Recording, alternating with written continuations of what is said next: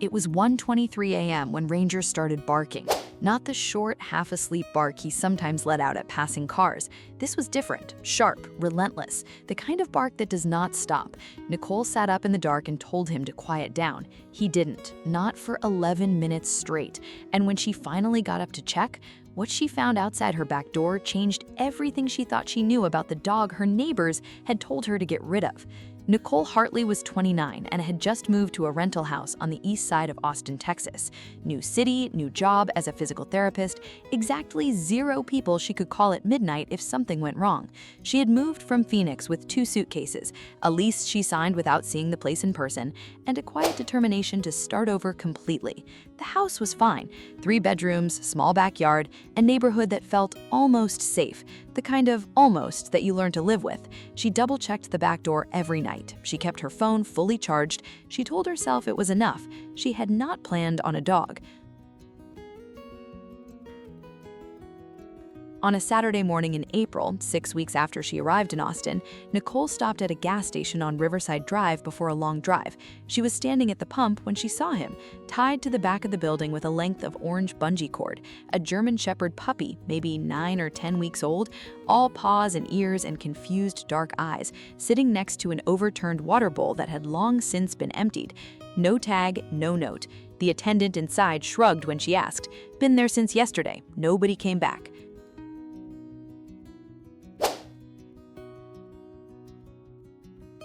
Nicole stood there for 45 seconds. She counted. Then she walked to her car, opened the back door, walked back to the puppy, unclipped the bungee cord, and carried him to the seat. She told herself it was temporary. She would find him a home. She would post online, ask around, make some calls. She named him Ranger before she made it back onto the highway. The calls never got made. Ranger was not a calm puppy. He was loud, opinionated, and had a strong personal objection to every closed door in the house. He barked at the washing machine the first time that spun. He barked at the ceiling fan. He barked at his own reflection in the sliding glass door for 3 consecutive mornings before apparently deciding it was not a threat worth escalating. But the barking was never random. Nicole noticed that early. There was always a reason, something new, something unfamiliar, something that didn't fit the picture he had built of the house. The moment that thing was identified and understood, Ranger stopped. He assessed, he cataloged, then he moved on.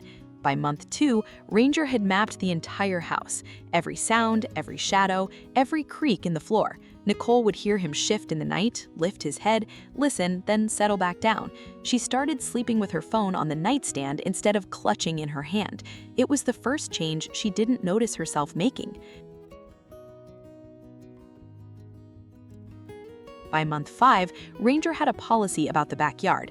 Every night before bed, without being asked, he walked the perimeter, nose down, slow, methodical, along the fence line, to the back gate, around the shed, back to the door. He would not come inside until he finished. If Nicole called him in early, he would look at her once, then continue. Not defiant, deliberate. Her neighbor Craig, who had lived on the street for 11 years, told her early on that the dog was too intense, too alert. That kind of energy is unpredictable. You don't know what a dog like that will do.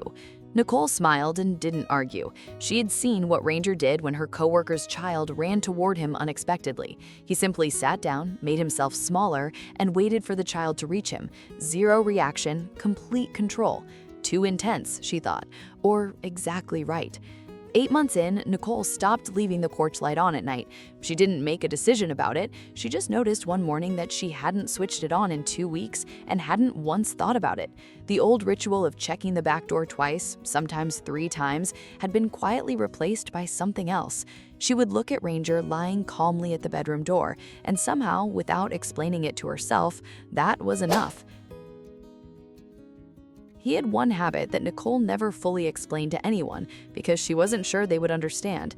Every night at 9:47 p.m., Ranger would walk to the back door, wait for her to open it, walk the yard perimeter 1 complete time, come back inside, and lie down directly in front of the door with his chin resting on the threshold. Not outside, not inside, exactly in between, like he hadn't fully decided the outside was safe enough to stop watching it. I see you're still here but haven't subscribed yet. That honestly stings a little. Hit that subscribe button right now. You need to see what comes next. Some dogs guard the door, some guard the whole world around it. The ones who do it quietly, night after night, without asking anything in return, those are the stories worth staying for.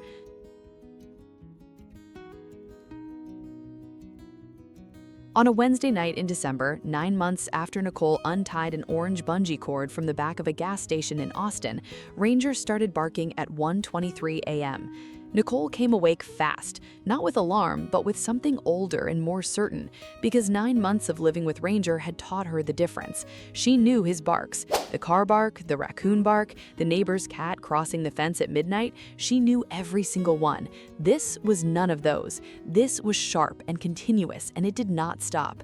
Ranger was standing at the back door, body completely rigid, every muscle locked forward. He was not looking at her, he was looking through the glass at something she couldn't see yet. Nicole grabbed her phone. She turned on the backyard floodlight remotely from the app without opening the door. Then she dialed 911. Through the small window beside the back door, in the sudden, harsh wash of the floodlight, she saw him. A man, one leg already over the top of the back fence, completely frozen in the brightness. He looked toward the house for 1 second, then he dropped back down the other side and ran. The police arrived in 7 minutes. Fresh pry marks on the fence.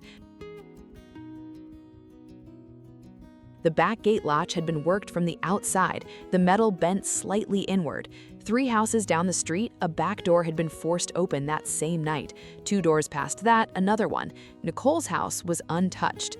Ranger had stopped barking the exact moment the man dropped back over the fence. He walked calmly to the bedroom, circled once, and lay down in front of the door with his chin on the threshold, like it was nothing, like it was just the job, like he had been preparing for exactly that moment since the first night he walked the fence line 9 months ago. Today, Ranger is 2 years old. He still walks the yard every night at 9:47 p.m. He still sleeps with his chin on the threshold of the bedroom door. He still barks at exactly the things that deserve to be barked at and nothing else. Craig, the neighbor who said the dog was too intense, stopped Nicole last spring on the sidewalk and told her quietly that he had started thinking about getting a German Shepherd himself. Nicole didn't say, "I told you so." She just smiled. The orange bungee cord is still in a drawer in her kitchen. She has never thrown it away. Here is what nobody tells you about dogs like Ranger. They are not reacting to a world they don't understand. They are reading a world they understand far better than we do. Every sound, every shadow, every shift in the air that your brain dismisses as nothing and theirs registers as a question that needs an answer. When your dog refuses to stop barking, don't silence him first. Ask what he hears, because sometimes the most important thing he ever tells you is the thing you almost told him to stop saying. Does a dog that never stops watching make you feel safer, or would it be too much to live with? Tell me in the comments.